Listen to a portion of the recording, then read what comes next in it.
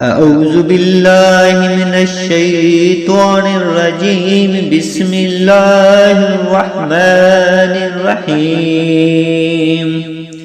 شب قدر کے فضائل۔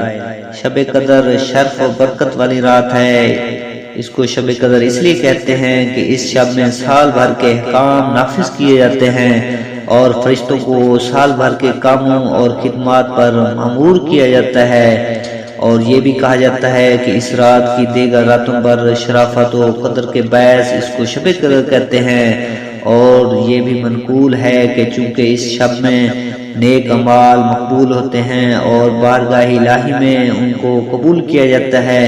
اس لیے اس رات کو شب قدر کہا جاتا ہے۔ احادیث میں اس شب کی بہت فضیلتیں وارد ہوئی ہیں، چنانچہ حضرت ابو ہریرہ رضی اللہ تعالیٰ عنہ سے روایت ہے کہ رسول اللہ صلی اللہ علیہ وآلہ وسلم نے ارشاد فرمایا، جس نے اس رات میں ایمان اور اخلاص کے ساتھ شب بیداری کر کے عبادات کی اور نوافل ادا کیے تو اللہ تعالیٰ اس کے سابقہ صغیرہ و کبیرہ گناہ بخش دیتا ہے۔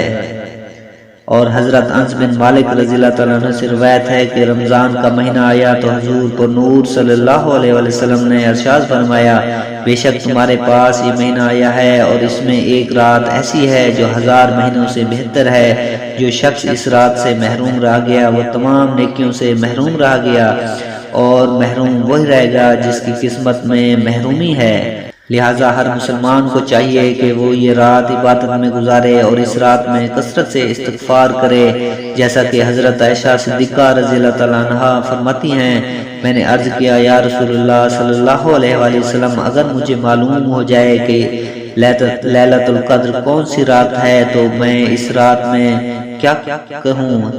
تو آپ صلی اللہ علیہ وسلم نے ارشاد فرمایا کہ یوں کہو، اللہم انا کا عفو کریم تحب العفو فاعف عنی، اے اللہ بے شک تو معاف فرمانے والا ہے، کرم کرنے والا ہے، تو معاف کرنے کو پسند فرماتا ہے، تو میرے گناہوں کو بھی معاف فرما دے۔ نیز آپ رضی اللہ تعالیٰ عنہ فرماتی ہیں، اگر مجھے یہ معلوم ہو جائے کہ کون سی رات لیلۃ القدر ہے تو میں اس رات میں یہ دعا کثرت سے مانگوں گی، اے اللہ میں تجھ سے مغفرت اور عافیت کا سوال کرتی ہوں۔